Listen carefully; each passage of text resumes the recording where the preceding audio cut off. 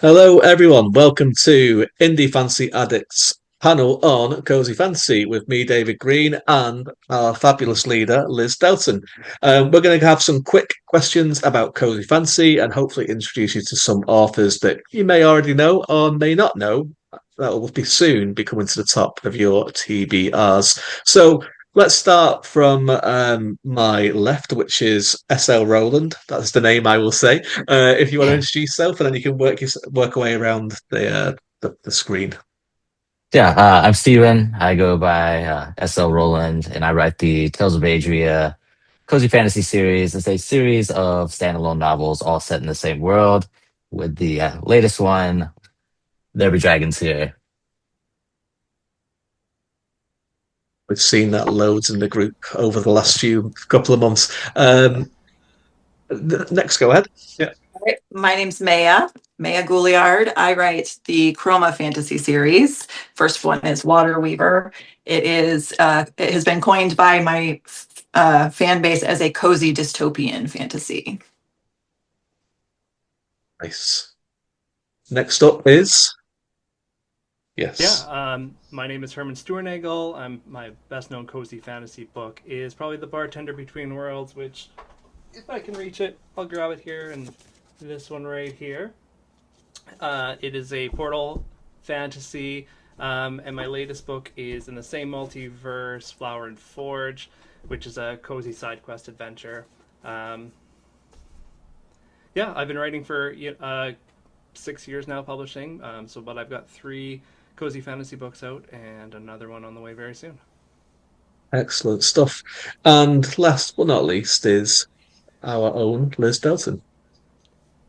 I write cozy and epic fantasy. I'm probably most well known for my Cozy Cottage series, which starts with The Witch at the Edge of the Wood. I only have the shiny one nearby within reach. Um, and David Green also needs to introduce himself as well to the I do. panel. I should. Yeah, I am Dave Green. I write a lot of different types of fantasy, but I have my latest series is called Gretton's Marvelous Maps, which is a cozy fantasy series about an autistic map maker that is living in an epic fantasy world, of which there are epic fantasy books, and they are available now. So, Liz, I believe you have a question for the panel. I do. So I think there's been a lot of panels and people discussing like what makes cozy cozy, but I want to go a different way and ask like how much peril is can we have in cozy fantasy? How much peril is too much peril? Because we you kind of have to keep the story going a bit. So how much peril is too much for you? I'll let Oh, anyone jump in. yeah, yeah, I'll go ahead. I don't know if there is I think it's too much peril. I think it's more in how you present it to the reader. So it's all about keeping that cozy. We say this a lot in cozy fantasy panels, but the vibes, and you know you want to push the limit, but you don't want to take them out of it. And so I think really, the sky is the limit for what you can include, as long as you can do it in a cozy way. I think I'll take that a step further because I really like what you said. The reason my fantasy series is called Cozy Dystopian is because the world is a broken world. And when people ask me at first, how does that work? I'm always like, look at the world we live in. It's pretty broken, but I like to be a kind of cozy grandma. I've got two grandkids and I do my little sewing and stuff. And it's about the characters who are in this broken world being cozy and heartfelt. So I really feel like it's more about the character and how they try to connect and have community no matter what the world they're in is. So I really do think you can push that peril. So in some ways, like my series, I would call it an epic fantasy series, but because of the spin and the main character and her choices, it's definitely a cozy fantasy. So um, that's I think as much peril as you want, just maybe not graphic peril. Yeah, I think I'll take from there as well because I actually think it was Steven that called Bartender Between Worlds a cozy set in a grimdark world because I mean there are worlds that are very dark in the book, but and even in the greatest pub, I've got characters coming from other worlds that are dark worlds, but they're coming to a cozy space. So there's peril kind of outside of what's happening within the group, but for me, the cozy vibes are kind of more of pulling back and giving the characters kind of a cozy space. And a space not necessarily meaning a place, even just a group of people who they can be cozy and comfortable with and kind of pulling in that even though the stakes in the greater world might be larger. Yeah, that's great. I think we need the contrast to make the cozy like the coziest. David Green. Yeah, I agree with what you just said. That listen, and what everyone else has just said. I think it's a lot of cozy is people looking for a certain thing in life or a certain place. So they need to be like escaping from something. They need to show what it is that they're trying to leave behind them. And if it's something quite nice that they're trying to leave behind, it already kind of has people question, well, why aren't they happy with this, or why is it so bad, and whatnot. And I also think it's kind of I think you got to understand what it is people are wanting to read cozy fiction for, but I think it's always quite limiting when people say what something can and can't be, especially when something is still growing as a genre. You kind of have to let it grow in ways where it can organically go into different directions. Otherwise, it'll get stale and people will kind of get a little bit bored of it, and it'll become very, very narrow, which is what we don't want. We want things to be as um, you know so many different directions that you can go in, as long as you're keeping those vibes and you're keeping that in mind. What do you think, Liz? Oh no, I agree. The we really need like the contrast of the light and the dark. So the light won't be as bright without a little bit of darkness. You get that on a t-shirt. Yeah. Yeah, definitely. Okay, so talking about peril, and we'll start with Herman with this one, and we'll work our way back around. Are there certain well, we've just all kind of talked about like it's how you kind of execute it and whatnot. But are there some things that are completely off limits when it comes to cozy, I mean, and it's tough to why? say completely because there's always going to be, I think, exceptions and edge cases. And I think, like I said before, it's a lot of about its execution of the idea and how it's presented. I mean, if someone you're probably not going to kill the main character in a cozy fantasy book. Um, that's but there's probably like on-screen abuse and that sort of thing that's probably not going to happen. People are really coming to cozy fantasy to escape and feel good. So I mean, not that I can't deal with some of those issues, but it's going to have to be in a way that people can still feel like they're coming to a nice escape rather than seeing something traumatic on page, I think. Mhm. Maya? Yeah. A minute ago, Herman was saying something and he used the word comfort. And I think that that really kind of is a perfect embrace, like embodiment of what cozy is. People should feel like comforted when they're reading it. And so you can't, that line is going to be different for every writer. And I think that that is going to be one of the reasons that these all take different kind of twists and, but in general, when he said something about, not killing the main character, I thought, oh, but there could totally be a ghost dystopia or cozy fantasy book, and so there's ways to do it where it's not some heart wrenching like terror, but also always with that comfort and that heart at the forefront. Steve? I think there's some things that I would not never touch in a cozy fantasy. I think like sexual assault and things like that are that that is a line for me that would I feel like would just draw anyone out of the cozy thing. But on the other end, I'm writing a cozy horror right now, and you know the dog does die, but it's a necromancy story, so he gets to come back. And I was at a panel recently for Lit RPG Con, and I was telling this, and like as soon as I said the dog died, there was just like gasps in the audience, and everyone was booing me. And then a few moments later, I'm like, "But it's a necromancy story," and then everybody's like, "Oh, that's so sweet."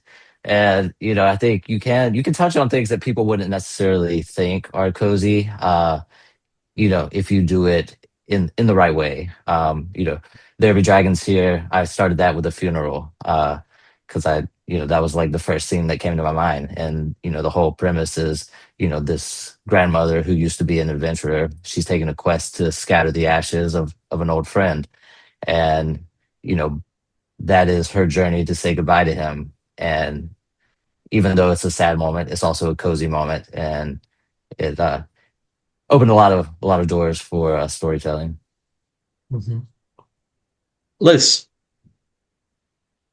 Yeah, I think we've pretty much covered like what's really not going to happen on page in cozy fantasy, but I think we really all can find interesting ways to explore things like the dog dying, or like even the main character dying, like Maya said, make it cozy. But yeah, and there's obviously those, assault and etc. that we're I don't think ever gonna want to see on page. I wouldn't as a reader. But we there is a common trope that a lot of cozy fantasies start off as, the prologue is usually we see the main character kind of in their kind of life that they want to leave that you kind of mentioned before. So, in My Witch at the Edge of the Wood, she's running away from a workhouse, legends and lattes, Viv is like having her last adventure and quest, and it's very like epic, like violent sort of little fight. And but we see those, and then it's like immediately launch into cozy. So it's just kind of the expected ways that we're gonna read it. Mm-hmm. Excellent stuff. Yeah, I agree with all of you. I think you all made some excellent points.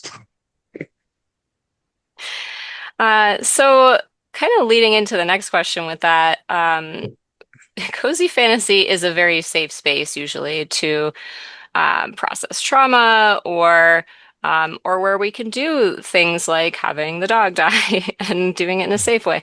What do you guys think makes cozy fantasy such a safe space? I'll let anyone go. I mean, I think that it's an escape for a lot of people from current world situations that aren't safe spaces, right? I mean, kind of the like part of the definition of cozy is somewhere that people can feel good, and part of that is being inclusive and safe for everyone, right? And I really think that Travis Baldree, when he wrote Legends and Lattes, really set that into motion with kind of the modern cozy genre in having that be part of the story, and it just kind of came along with it, right? So I think that is those two things are to me why it has to be by definition.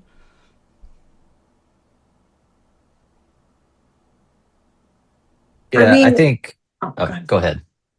Okay, so when I wrote my book, I didn't do any research. I was just a 48-year-old woman dealing with her own trauma of her children leaving, and I was very heartbroken because three of them, I was a mom to four, and three left in this within a year of each other, and I was sad and I was depressed, and I had the idea for the book and I couldn't stop. So I'm a very new author. I'm not someone who planned any of this. It just happened.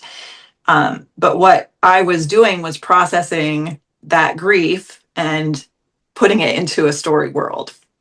And my main character goes on this journey herself, kind of that coming of age kind of second chapter thing. And I didn't think through, oh, what's cozy mean? What's this mean? It was about that emotional journey and processing. And a lot of people, when I was first trying to figure out what genre is this, I mean, it's obviously a fantasy, but some people were telling me it's women's fiction, which I hate that terminology, but women's fiction is when you get down to the brass tacks of it, emotional processing journey, character driven, focused kind of. So if we could rename that, I almost feel like Cozy has taken over that space, and like it's that emotional character driven story rather than the fight scenes and the all of that part of the fantasy genre that we see. This is more about what one person's personal growth is and that community connection to it too.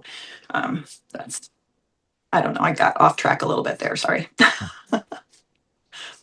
Yeah, I think Maya and Herman both touched on why cozy fantasy is so popular in two different ways. You know, to Herman's comments, like for a reader, I think it's a response to the world that we're living in. That is, we're increasingly bombarded with all this negative information on social media, through the news, and cozy fantasy offers an escape from that, even for just a short period of time.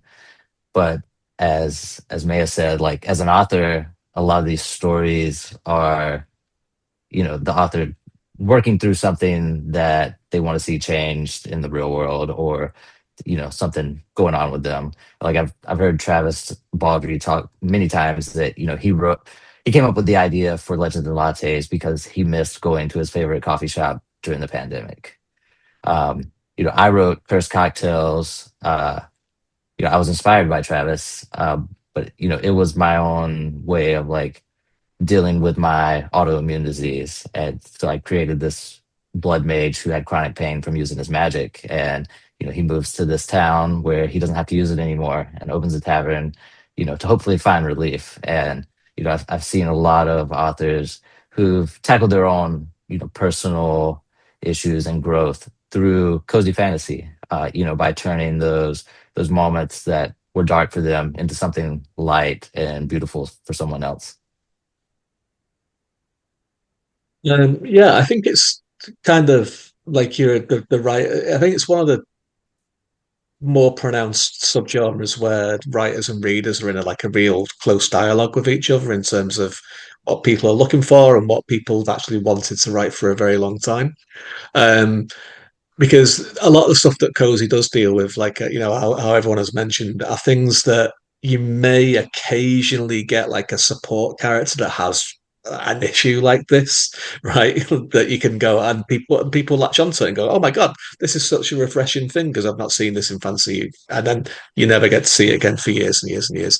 Um, and I think that's where Cozy is doing that, and because there is a response to it, and people are actively looking for stories that they can see themselves in, that have not been kind of represented in fantasy and in fiction for a very long time, if ever.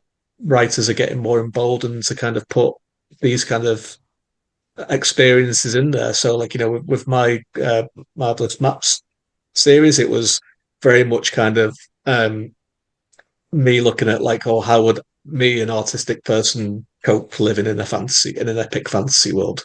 And kind of looking at like that kind of sensory experience. And then my next cozy series that's just been announced today is about takes that one step further, and it's about a fantasy world's first therapist for adventurers, and it's kind of looking at that kind of the PTSD that all these people must be constantly experiencing, the trauma, all these things that would come with living in a fantasy world, where you've got like anything can go wrong at a moment's notice. You've got dragons swooping out of nowhere. You've got all this kind of stuff, and it's the sort of stuff that it's hinted at in fantasy sometimes, and sometimes a very long time ago. Like Lord of the Rings does touch upon Frodo's PTSD, which obviously kind of was more like shell shocking, though, as it was called in those days after his the ring has been destroyed. But it doesn't really delve into it, and nothing really picked those threads up afterwards for a very, very long time. And that's the sort of things that we're able to do in Cozy. Yeah, and I think the trademark cozy vibes that are in all these books are what kind of helps cushion these topics to be spoken of. Yeah, absolutely. Okay, so we've got one more question left, and these have all been such amazing, thoughtful answers so far. So, and I think this is going to be a fun one to kind of finish off this little discussion that we're having. So, anyone can just jump in on this one if you have any thoughts on it. We've talked a lot about where Cozy has been, where it's come from, and where it's kind of operating in at the moment. But where do we see it going next? Oh, I know right now, I've heard a lot of people talking about the cozy horror. I'm reading Marshall J. Moore's The Henchperson's Guide to Unionizing, an advanced copy of that, which is basically like a cozy version of like Frankenstein. And I know whenever I talk about my own the premise for my own, like anytime I say the words cozy and horror together, like people's eyes just kind of light up. They seem very interested in it. But I think you know, as a whole, we're just going to see the genre being explored in a lot of different territories. Cozy sci-fi. There's Lost in Space by Rebecca Thorne was really good, and just seeing how we can take that cozy vibe and put it in a new situation as authors get more and more comfortable, exploring the genre.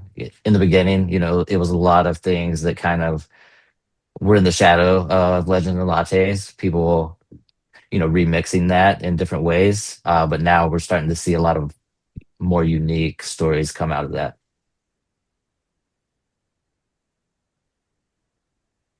Absolutely, I agree with that. I feel like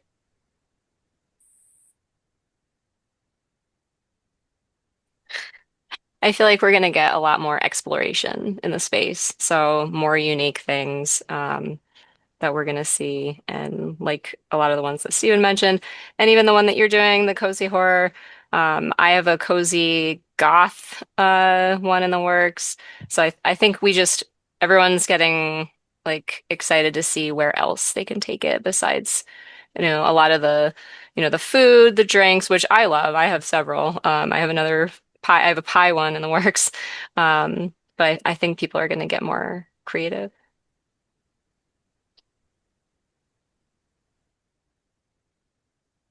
Yeah, I mean, I don't have too much to add to that just because I mean, it kind of covers it all. It's still a newer genre, like subgenre, so people are exploring what it means to be cozy.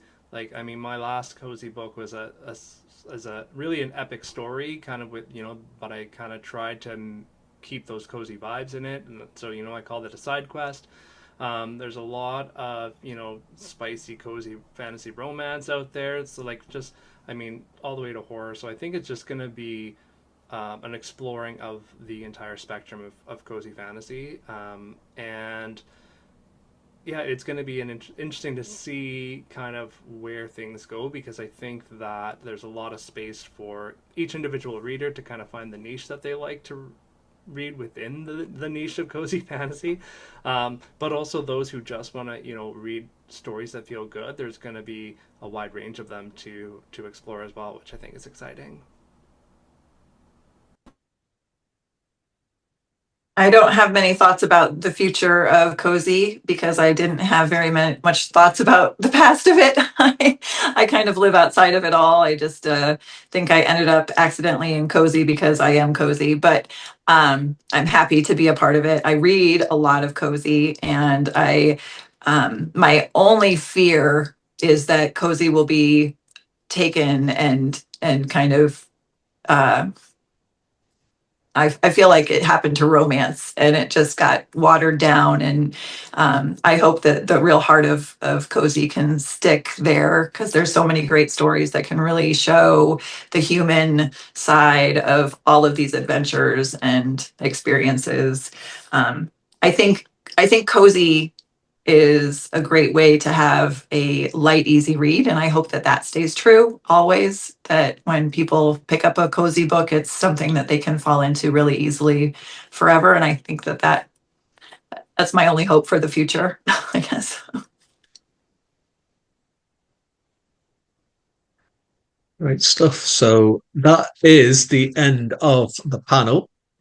We hope that everyone watching has really, really enjoyed what we've been talking about. We'd love to hear your thoughts. And if you have any questions, please pop them in the comments, and these fabulous authors will come back and answer them. But most importantly, we hope that you are itching to add to your TBR pile and where you can find that these fabulous, fabulous authors. So, starting with you, Liz, and we'll work our way around. Where can people find you, and what do you have coming next? Thanks, David.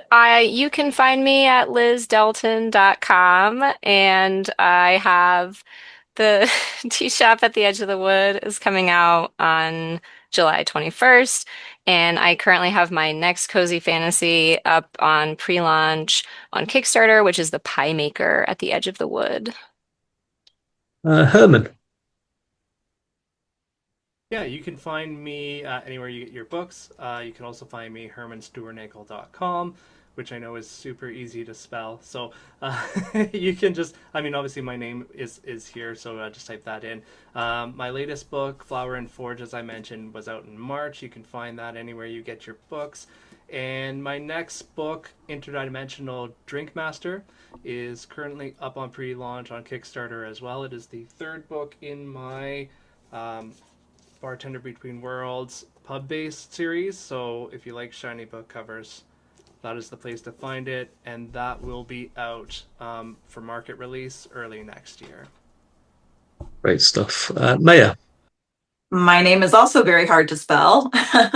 Maya Gouliard. I have both of the first two books of my series are available. It is going to be a rainbow on your bookshelf eventually because it's a color realm based book series.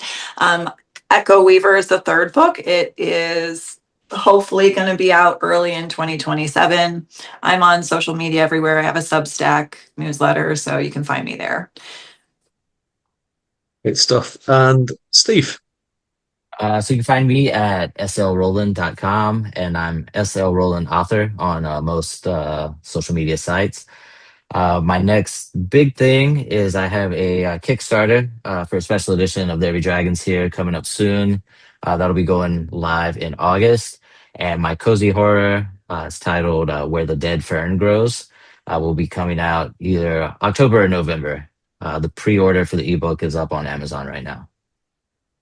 Excellent stuff. And I am David Green. You can find me on my website, which is just davidgreenwriter.com. All my social media stuff is on there. I just had the second book in Gretton's Marvelous Maps just come out, which is called Charms, Charts, and Conspiracies. And my next book is out November 26th, which is up for pre-order now, called A Healer's Guide to Adventuring, which is going to be the first in the Fantasy Therapy series, which I haven't got a name for the series just yet. We'll have to think about that. So thank you everyone for joining me on this panel, and me and Liz, because Liz, this was mostly all Liz that arranged this. and thank you everyone for tuning in and listening, and we hope you had a good time. And please check out all our fabulous authors. We will have all of their links in the notes below, so please go and take a look at those. Thank you. You. Thank you.